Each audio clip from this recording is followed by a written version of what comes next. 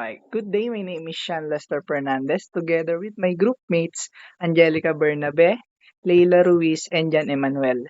This activity is about the case of polyamorous relationship. In a column in the online magazine Slate about polyamory, writer Gillian Keenan tells a story about Richard, Vicky, Jim, and Maria, four people who ended up in a polyamorous relationship with one another. The story begins with Richard meeting Vicky at a party as the two describe it. They fell in love at first sight. Vicky had been married to Jim for nearly 20 years, but Jim and Vicky had an open relationship in which they both permitted to have a sexual relationship with others. Vicky and Richard started uh, dating, and Jim continued their marriage happily. 9 months later, Jim met a woman named Maria and began dating. Eventually, the four of them, Richard, Vicky, Jim, and Maria, were in a polyamorous relationship together, describing themselves as a family. Richard, Biggie, Jim, and Maria's relationship is a relationship including two men and two women, all whom ostensibly have more or less equal status. In light of this, modern day polyamories like this for some balk at their relationship, being compared to the more traditional polyamorous relationships, which are polygamous and likely to enforce oppression against women. They claim that far from being motivated by the patriarchy or religious fundamentalism, they do what feels natural and healthy. Their relationship is no less consensual and equal than a monogamous one. So, number one question is Aquinas believes that acting in accordance with one's natural inclinations is virtuous and that acting contrary to those inclinations is vicious. From the natural law perspective, do you think their relationship is natural? What does it mean to say that an activity is unnatural? Is that fact that something is unnatural a good reason for concluding it is morally wrong? For me, Aquinas contends that virtuous actions align with one's natural inclinations, while acting in contradiction to those inclinations res- represents vice. The term natural within this framework can be understood as actions and behaviors harmonious with fundamental human desires, tendencies, or instincts. Conversely, unnatural activities diverge from these inborn human tendencies. However, whether something being unnatural is a sufficient reason to deem it morally wrong remains a complex question. So, Aquinas' perspective suggests that there is inherent immorality in acting contrary to one's natural inclinations, but contemporary discussions may challenge this view, arguing that morality is multifaceted. Furthermore, the concept of what is natural and unnatural can vary across cultures and eras, raising questions about the universality of these principles and their application in diverse contexts. This discussion on natural inclinations and morality remains not only relevant in contemporary ethics, but also offers insight into the intersection of ethics, law, and evolving perspectives on human behavior and morality. So, in the context of natural law, the idea of what's natural can be a bit tricky. Natural laws, as explained by the philosophers like Aquinas, often virtuous action to those that align with human nature. Now, when it comes to a polyamorous relationship, we talk about whether it is considered natural can vary. People who support polyamory argue that it's natural way for them to express feelings and desires.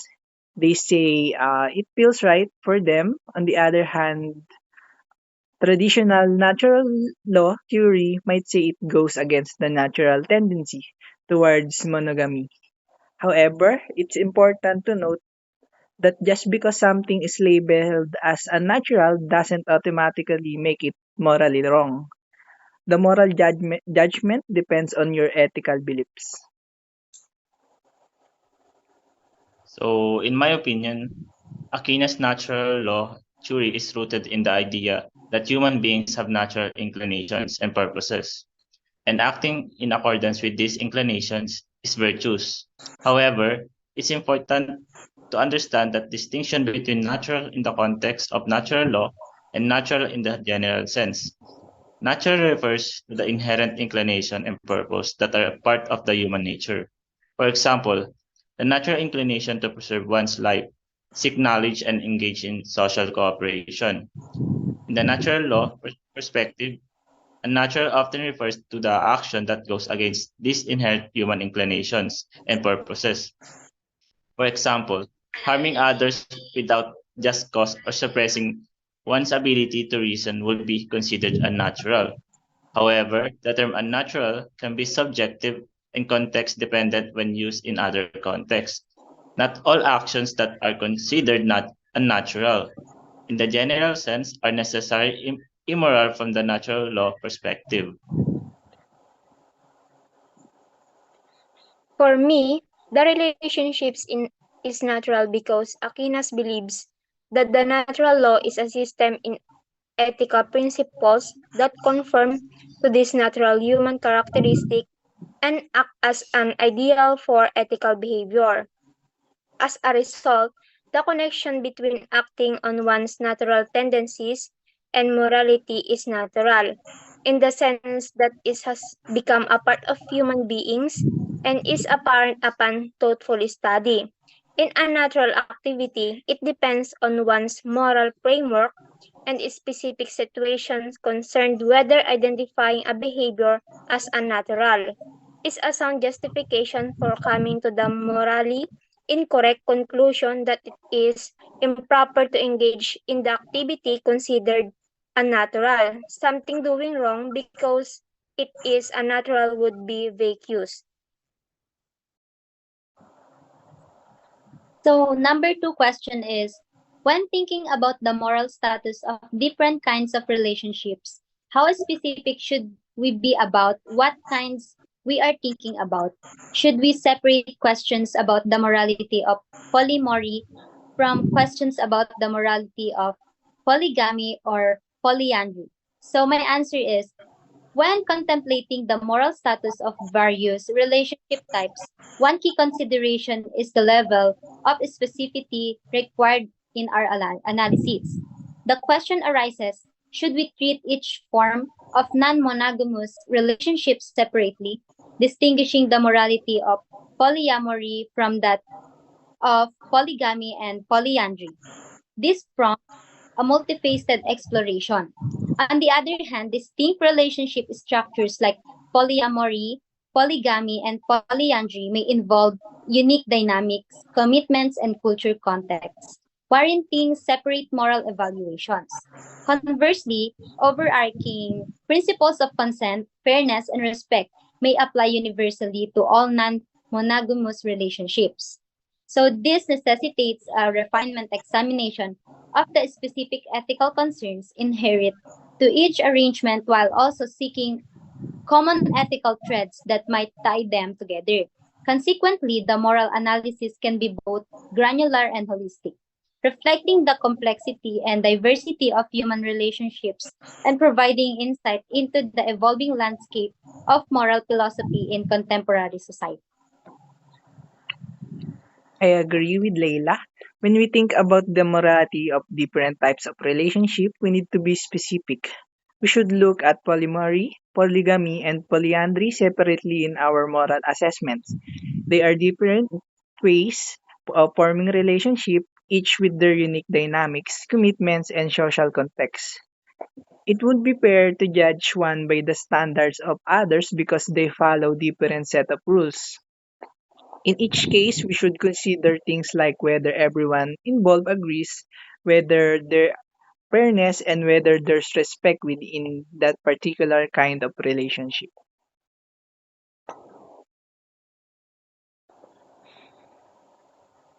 So also, when thinking about the moral status of different kinds of relationship, the specificity of your consideration should reflect the nuisance and complexities of the relationship in question.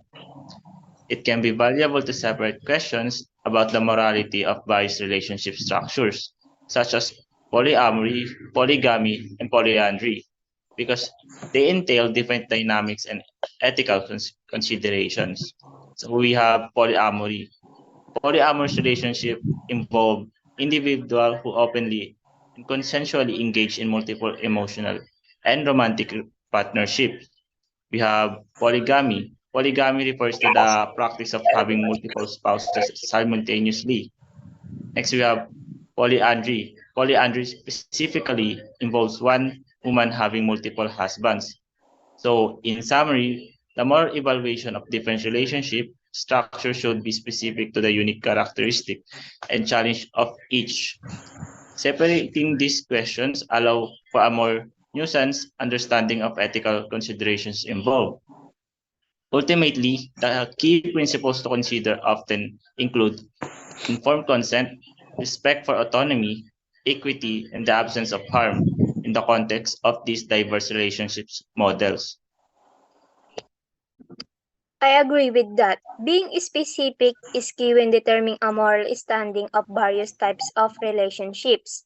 The unique characteristic and dynamics of each type of relationship should be taken into consideration while evaluating them morally.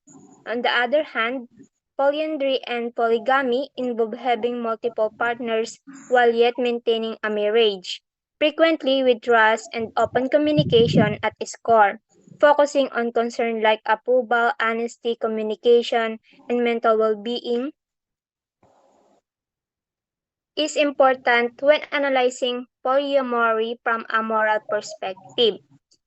That is all our brainstorming session about seeing through the natural law. Thank you for listening.